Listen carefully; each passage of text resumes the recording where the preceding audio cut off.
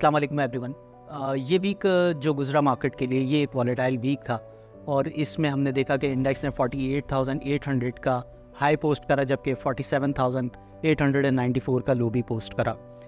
अगर हम daily charts को देखें तो उस पर अगर हम जब चार्ट पैटर्न ड्रॉ करें तो हमें मालूम होगा कि इंडेक्स जो है वो इस वक्त एक पेनेंट फॉर्मेशन जो है वो क्रिएट करता हुआ डेली चार्ट्स के ऊपर नज़र आ रहा है, जिसमें होगा ये कि इंडेक्स अगर ये पेनेंट फॉर्मेशन जो है वो एक कंटिन्यूएशन पैटर्न को इंडिकेट करता है और अगर ये इंडेक्स अपने 49,000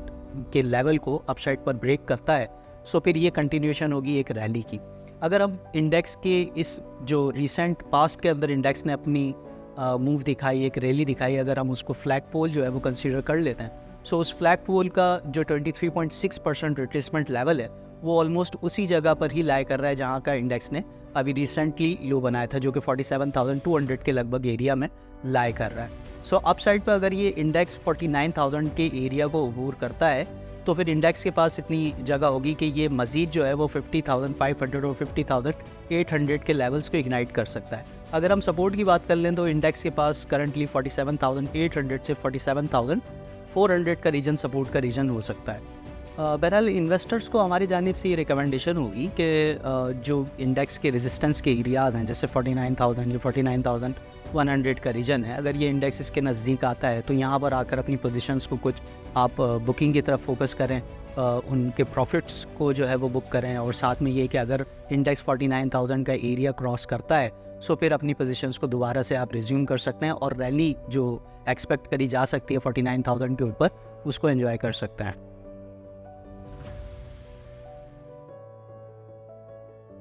सेक्टोरल पिक के हवाले से अगर हम बात करें तो ENPs oil and gas exploration companies के अंदर OGDC और PPL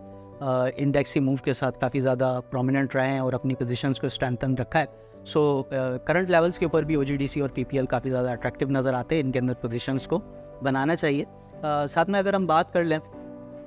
OMCs के बाद